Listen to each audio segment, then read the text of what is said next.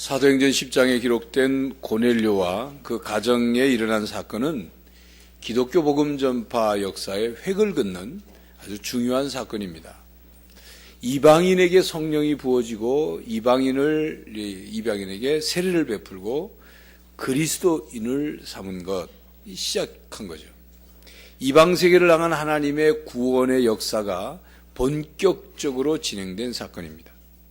그런데 오늘 본문 말씀으로 시작된 10장의 내용을 보면 고넬료 혼자만 복음을 받아들이고 세례를 받은 것이 아니라 고넬료의 온 집안과 친척들과 친구들까지 세례를 받았습니다. 어떻게 그런 일이 일어날 수 있었을까요? 고넬료의 가족들은 어떤 신앙을 가졌길래 고넬료의 뜻을 따라 함께 하였을까요? 2절 말씀, 본문 2절 말씀을 보면 고넬료는 온 집안과 더불어 하나님을 경외하며 백성을 많이 구제하였다. 그렇게 기록하고 있습니다. 가족들이 함께 했고 가족들의 동의, 가족들의 협조, 가족들의 협력이 참여가 있었다. 그런 뜻이죠. 보통 어떤 사람을 평할 때 그가 참 경건하고 존경할 만하다 라고 말하면 그를 포함한 가족까지도 훌륭하다는 뜻을 담고 있습니다. 왜냐하면 만약 그렇지 않다면 이렇게 평할 것이기 때문이죠. 그는 경건하고 존경할 만한 사람인데 그의 아내와 자식들은 좀 이렇게 토를 달 것이기 때문이죠. 그는 괜찮은 사람인데 그의 자식들은 좀, 그는 구제를 많이 하는 사람인데 그 아내는 인색해서 이렇게 토를 달 것이기 때문이죠. 오늘 2절 말씀을 보면 고넬료는 온 집안과 더불어 하나님을 경외하며 백성을 많이 구제하였다 그랬습니다. 고넬료는 믿음의 가정을 이루고 있었던 거죠. 그래서 복음이 전파되는 모든 곳, 성경을 읽는 모든 사람들의 마음속에 고넬료와 그 집안의 신앙이 전해지고 그리고 모범이 되고 있습니다. 예수님이 공생에 활동하실 때 자신의 하인을 낫게 해달라고 예수님께 와서 부탁을 드린 그 백부장의 믿음이 복음이 전파되는 곳에서 그 칭찬이 되고 본이 되는 것처럼 복음이 전해지는 모든 곳에 이 백부장 고넬료와 그 가정의 신앙이 전파되고 본을 보여주고 있습니다. 교회 여러분, 고넬료의 가정 전체가 성령의 부으심을 받고 세례를 받게 되었습니다. 온 가정이 복음으로 믿는 가정이 되었습니다. 뿐만 아니라 고넬료의 집에 함께 참여했던 그 친척들과 친구들까지도 성령의 부으심을 받고 세례를 받고 그들이 방언을 했습니다. 고넬료를 통해서 그의 가족과 그의 친척과 친구들이 영생을 얻고 그리스도인이 되었다 그 말이에요. 바로 이것이 고넬료를 통해서 우리가 깨달아야 할 그리스도인의 중요한 사명과 역할입니다. 고넬료는 자기 가정에서 친척들 사이에서 친구들 사이에서 소금과 빛으로 살았다 그 말입니다. 우리 각자가 세상의 소금으로 세상의 빛으로 살아가는 것은 그리스도인으로서 이 세상에서의 삶을 책임 있게 하나님의 뜻대로 또 하나님의 비전을 이루며 살아가는 중요한 삶입니다. 모두가 그렇게 살아야 하는 거죠. 그런데 그 삶이 가장 먼저 이루어져야 할 곳이 바로 가정입니다.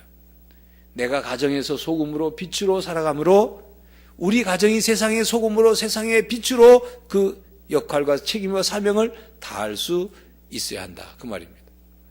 그리고 또 한 가지는 우리의 다음 세대에게 신앙을 전수할 수 있어야 합니다. 다시 쉽게 설명하면 우리의 자녀들, 우리의 손주들에게 우리가 가진 신앙을, 복음적인 신앙을 전해줘서 그들이 이 세상에서 그 신앙 가지고 살아가면서 세상의 소금으로 세상의 빛으로 살아갈 수 있도록 해야 한다 그 말입니다. 21세기는 가정 위기의 시대입니다. 이 세상의 온갖 문화와 세태가 가정의 문제를 자꾸 부추기고 부채질하고 가정을 파괴하는 시대예요. 가정을 지키고 자녀들에게 올바른 가치관과 올바른 신앙을 교육하지 않으면 우리의 미래는 희망이 없어요. 우리의 자녀들이, 우리의 다음 세대가 살아갈 세상은 절망적이고 암담한 시대가 올 것이 뻔하기 때문이에요. 우리 부모들이 정신을 바짝 차리고 명심을 해야 합니다. 우리 교단 대한예수교 장로회 통합 즉 교육자원부가 영락교회와 공동으로 주관해서 작년 2011년 6월 10일과 11일 날 기독 학부모 축제를 개최했습니다.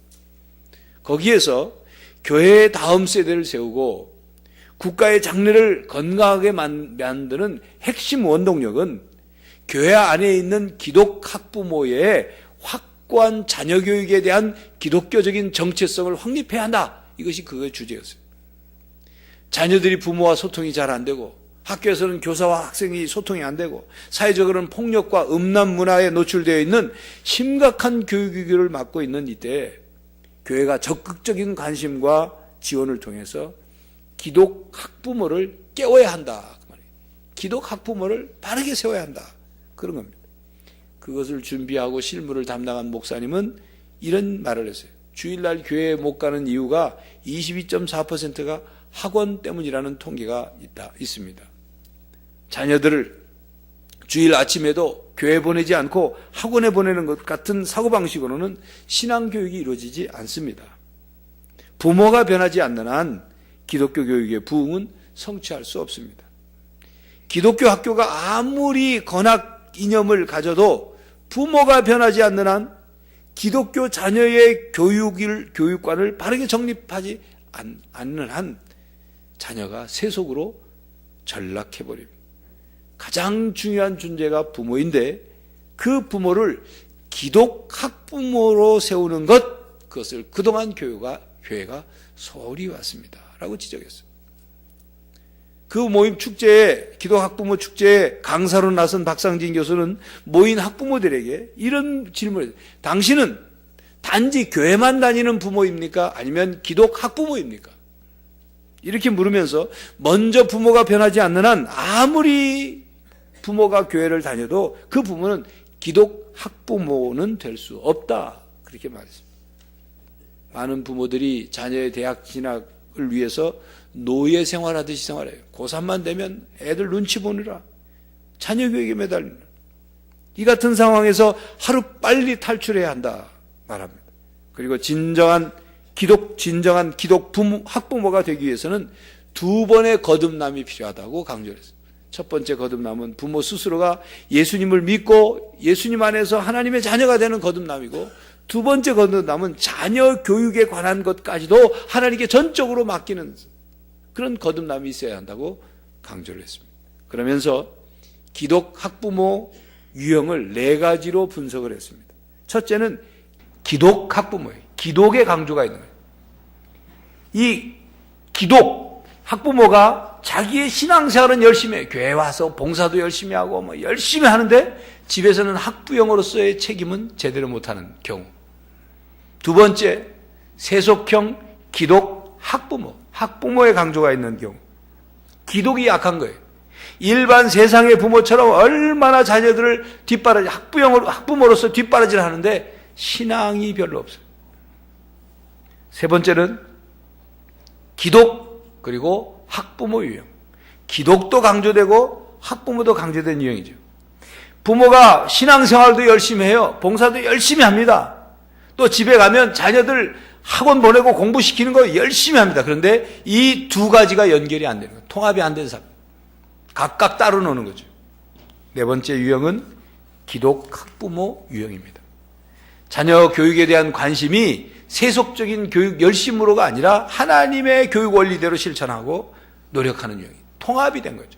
신앙과 자녀 교육이 통합이 된 거예요. 이 네 번째 유형이 기독 학부모가 취해야 할 바람직한 모델이다. 그걸 제시를 했습니다. 여러분은 어떤 유형입니까? 지금 무슨 이야기 하는지도 잘 모르겠습니까? 무슨 소리인 줄은 알겠지만 그건 그거고, 그건 나는 내 방식대로 내 자녀 교육하겠다. 좋은 대학 들어가고 나서 그 다음에 신앙생활을 하면 되지. 사회적으로 자리 잡고 출세하고 그리고 안정되면 그때 열심히 신앙생활을 하면 되지. 그렇게 생각합니까? 그렇게 생각하고 키웠다가 아직도 신앙생활을 하지 않고 있는 자녀들이 있잖아요.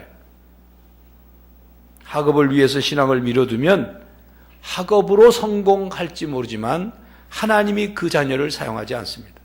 하나님께 쓰임받을 수 없는 존재가 되는 거예요.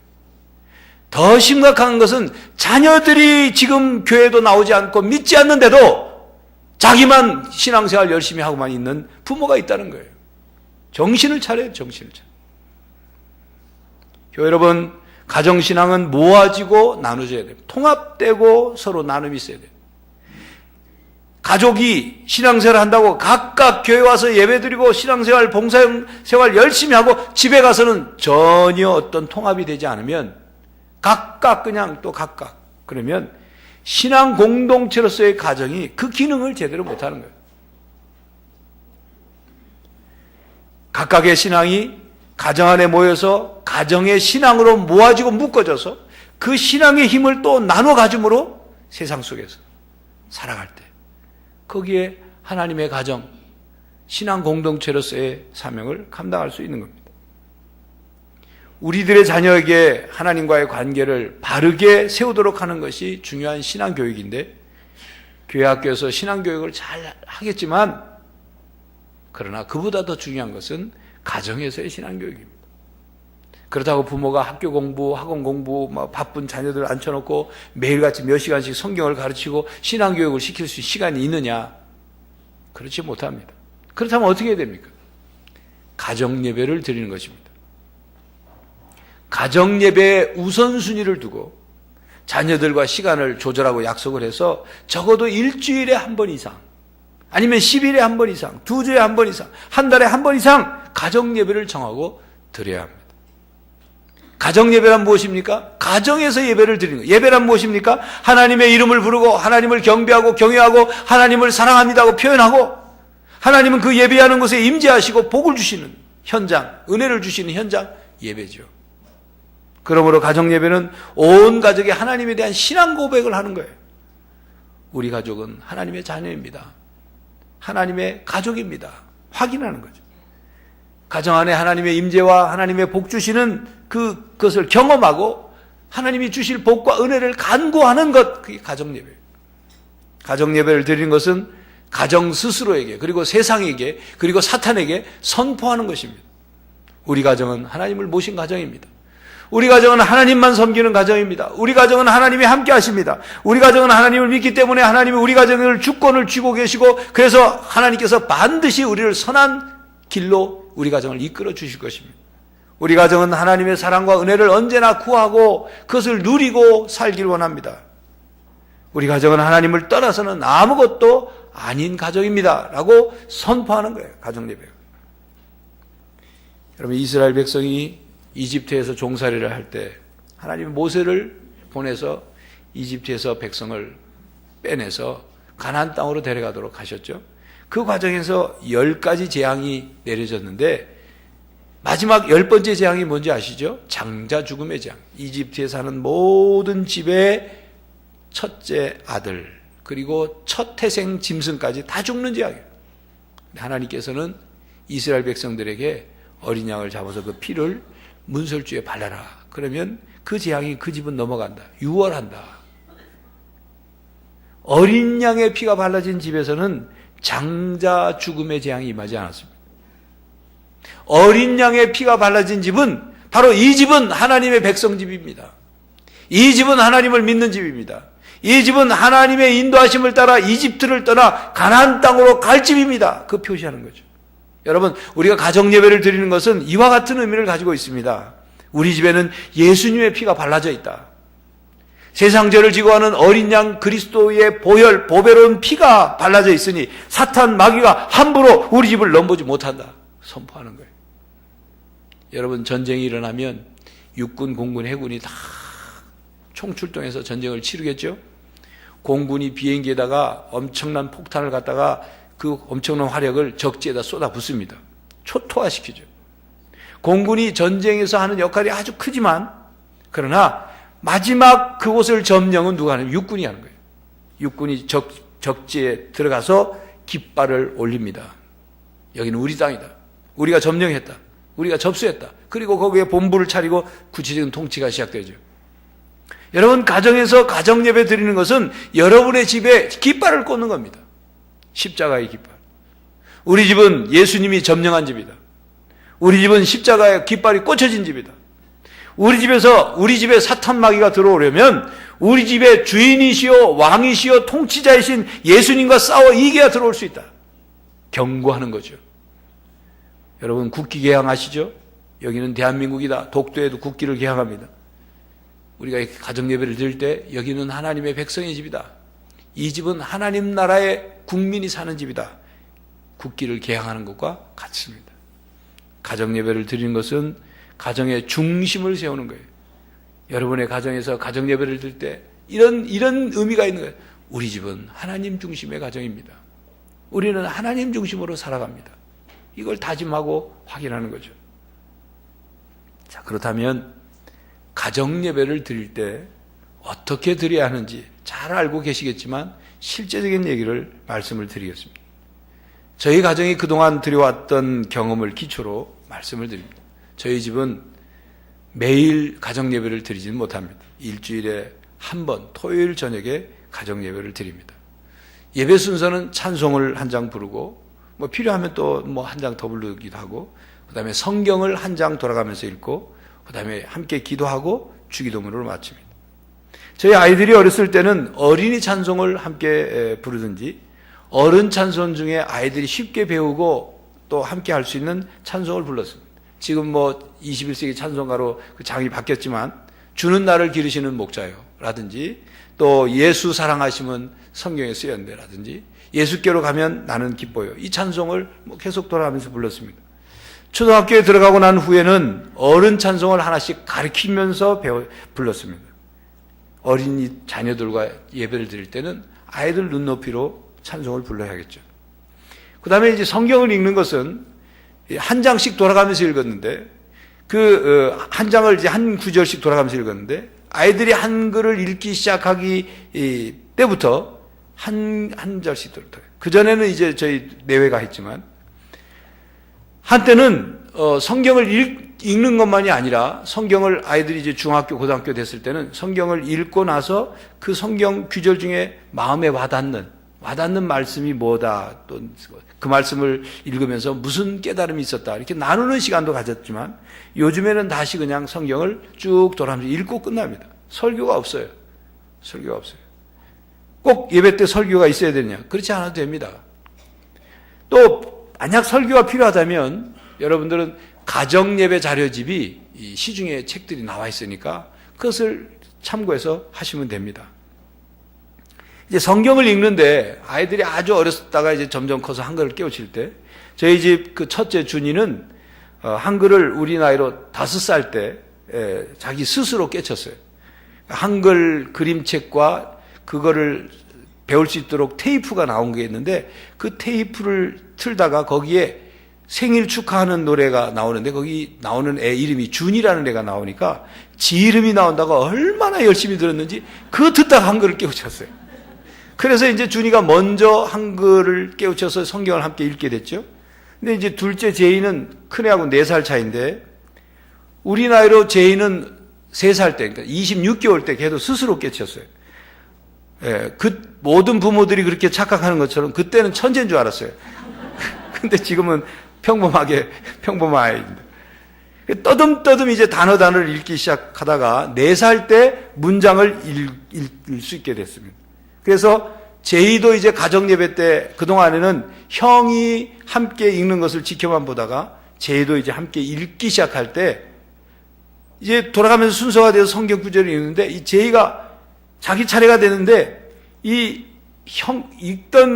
먼저 읽는 형을 보면서 속으로 얼마나 부러워했는지 자기 차례 되니까 그 감격과 기쁨과 만족과 성취감에 차가지고 성경을 읽지를 못해. 성경책이 침이 뚝뚝 떨어집니다.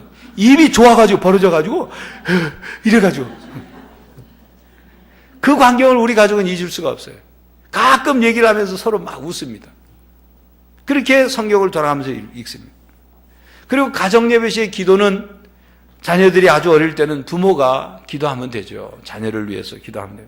그런데 자녀가 어리다고 해서 자꾸 제쳐를 두지 마시고 아주 어린 아이라도 한마디씩 기도할 수 있어요. 엄마를 위해서. 엄마 뭐 힘들지 않게 해주세요. 뭐 아빠 건강하게 해주세요. 할 수 있어요. 그걸 통해서 자녀가 기도하는 것, 훈련되는 겁니다. 뿐만 아니라 부모가 자녀들을 위해 기도할 때 자녀를 사랑하는 마음으로 관심을 가지고, 자녀를 위해 기도하려면 자녀에게 관심을 기울이지 않으면 기도가 되지 않거든요. 기도할 게 없거든요. 그러니까 관심을 가지고 기도를 하고 자녀를 위한 진심으로 고민하고 자녀의 마음을 함께하면서 눈물을 흘리면서 기도하면, 물론 기도는 하나님께 드리는 기도지만 자녀들이 부모의 기도를 듣고 감동을 합니다. 거기에 부모와 자녀의 소통이 일어나는 거예요. 부모가 나에게 얼마나 나를 사랑하는지, 관심 있는지를 알게 되는 거예요. 여러분, 장로의 신학대학의 전신인 평양신학교에 1901년 세웠던 마포 삼열이라는 선교사가 있어요. 마페트 사무엘이라는 선교사인데 1890년에 이제 그 인천 제물포를 거쳐서 서울 마포나루에 도착해서 이제 복음을 전하기 시작하고, 많은 평안도와 황해도 일대에도 많은 복음을 전하고, 또 이 평양신학교를 세워서 지금 이 서울에 있는 장로의 신학대학교의 그 전신이죠. 한국을 무척 사랑하는 선교사예요. 그리고 독립운동도 얼마나 열심히 도운 선교사인지 모릅니다. 그런데 그 마페트 사무엘 선교사가 매일 가정예배를 드렸어요. 그래서 그 가정예배가 자녀들에게 굉장한 영향을 끼쳤어요. 그의 아들인 마삼락 박사는 이렇게 회고했어요. 어느 날 저녁 가정예배 시 우리 어머니와 아버지가 형제들을 위해 무릎을 꿇고 눈물을 흘리면서 기도하는 모습을 나는 잊을 수가 없다. 그 기도의 내용은 우리의 5 아들들을 하나님께 전적으로 의탁하는 기도였다. 그 5 아들들도 나중에 다 선교사가 됐어요. 부모가 진심을 담아서 자녀를 위해 기도하는 기도 소리를 들을 때, 눈물을 흘리며 기도하는 기도 소리를 들을 때 자녀들이 거기 마음이 영혼이 움직여지는 겁니다. 이렇게 가정 예배를 드림으로 가정 안에서의 부모의 영적인 권위가 세워지는 거예요. 부모의 영적인 권위는 어디 다른 데서 세워지는 게 아니라 부모가 하나님을 얼마나 사랑하는가, 부모가 자녀를 주 안에서 얼마나 사랑하는지, 그 사랑으로 자녀를 위해서 어떻게 기도하는지, 어떻게 본을 보이는지를 통해서 부모의 영적 권위가 세워지는 거예요. 그 영적 권위를 하나님이 세워주시고 그 영적 권위를 통해서 하나님이 복을 주시는 거예요. 자녀들을 향한 복을. 성장한 자녀들과 함께 이제 예배를 드릴 때 찬송 부르고 성경 읽고 기도를 하게 되겠죠. 기도를 할 때 저희 집은 함께 이제 시간을 두고 통성으로 기도를 합니다. 서로를 위해서 기도를 해요. 그리고 돌아가면서 우리 식구는 이제 한 차례차례 돌아가면서, 어제 저녁은 저희 집사람 기도 차례에서 집사람이었는데 돌아가면서 기도를 해요. 그 기도하는 내용을 들어보면, 부모가 자녀를 위한 기도뿐만 아니라 자녀가 기도하는 내용을 들어보면 우리 애들이 신앙이 혹은 기도 생활이 어느 정도인가 가늠이 됩니다. 부모를 위해서 기도할 때 부모를 어디까지 생각하고 있는가를 알 수가 있어요. 부모의 고민이 뭔지, 부모의 속마음이 뭔지를 헤아리고 있는지 없는지도 알 수가 있어요. 가정예배를 드릴 때 미리 가족들과 상의해서 약속한 대로 헌금을 드릴 수도 있습니다. 꼭 헌금을 하지 않아도 돼요. 근데 약속한다는 말은 헌금이 얼마 모아지면 무슨 좋은 일에 쓰겠다라든지, 무슨 월드비전에 후원하겠다든지, 컴패션에 후원하겠다든지, 아니면 어려운 이웃에게 뭘 갖다 준다든지, 이런 목표를 세워서 헌금할 수도 있어요. 저희 집 아이들이 어렸을 때는 가정 예배를 드리고 난 후에는 꼭 과일이나 과자나 아이스크림, 간식을 먹었어요. 먹으면서 교제도 하고, 또 아이들이 어리니까 예배 드리는 것이 이제 좀 귀찮을 수 있게 좀 싫을 수도 있으니까 간식을 통해서 아이들과 하고 예배에 대한 기대도 좀 연결시키고. 그러나 지금은 컸기 때문에 간식을 따로 먹지 않고 또 먹을 때도 있습니다. 있으면 먹고 없으면 안 먹고 그렇습니다. 오늘 말씀을 들으면서 가족 중에 혼자서 신앙생활해서 지금 이 자리에 참석하신 분이 계실 겁니다. 오늘 설교를 들으면서 아유, 나하고는 전혀 상관없는 설교를 오늘 듣고 가는구나 라고 생각하시지 않길 바랍니다. 나 혼자이기 때문에, 우리 집에서 나 혼자 믿기 때문에 우리 집에서는 가정예배가 드릴 수도 없고 이루어지지 않을 거야 라고 생각하지 마세요. 믿음을 가지십시오. 혼자서라도 시작하십시오. 온 가족이 예수님을 믿고 구원받고 그리고 가정예배를 드리는 모습을 마음속에 믿음으로 그리면서 기대하면서 혼자서라도 예배를 드리십시오. 하나님, 우리 집에서도 가정예배를 드리는 날이 오게 해주십시오. 이루어 주십시오 하고 기도하십시오. 요셉은 감옥에서 끊임없이 하나님과 교제했습니다. 다니엘은 이방 땅에서도 예루살렘 쪽으로 난 창문을 바라보고 늘 시간을 정하고 기도를 했어요. 여러분과 함께하는 지금 신앙인들의 다른 가족들도 처음에는 한 사람으로부터 시작한 거예요. 한 사람으로부터.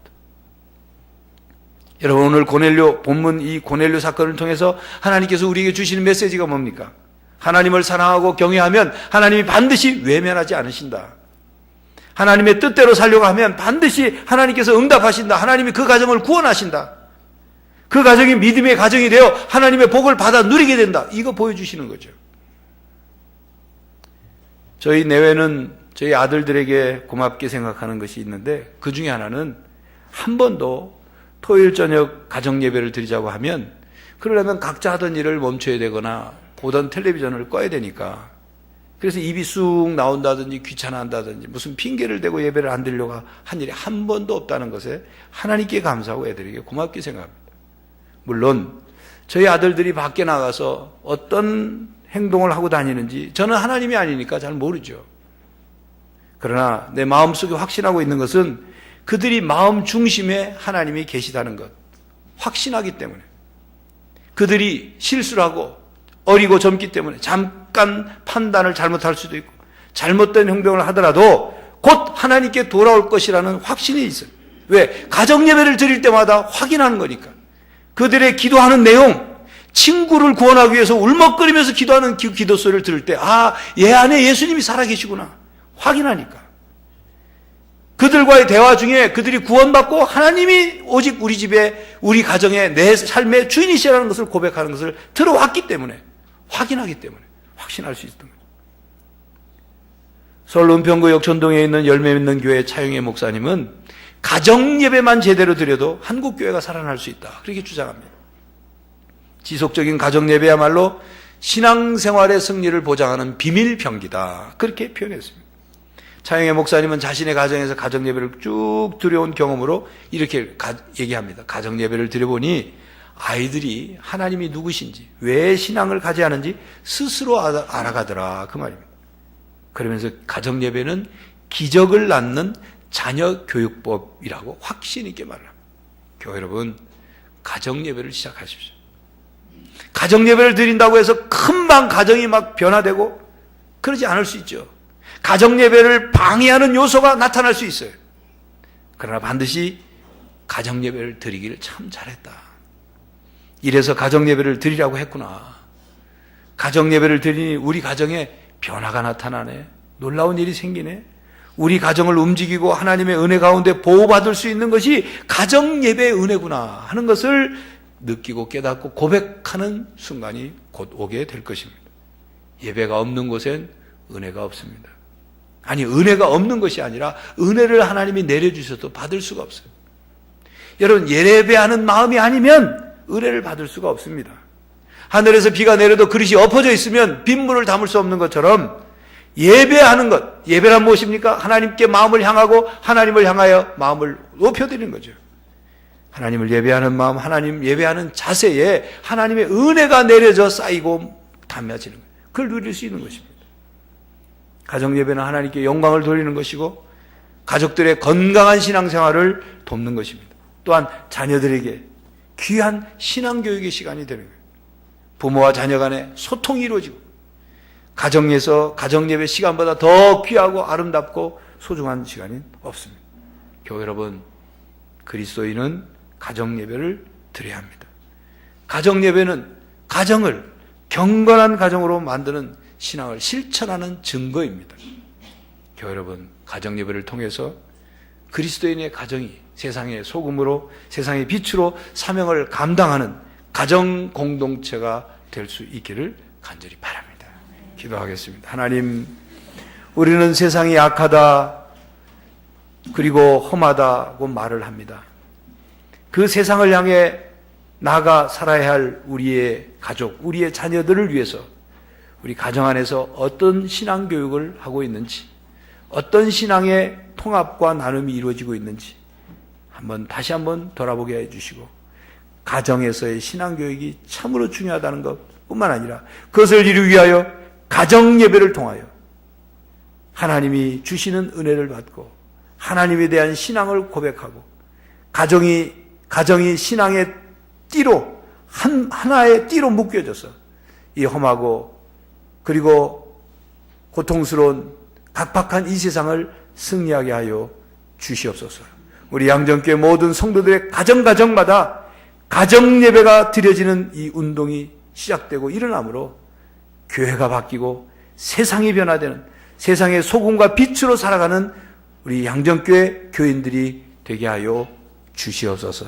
예수 그리스도의 이름으로 기도하옵나이다. 아멘.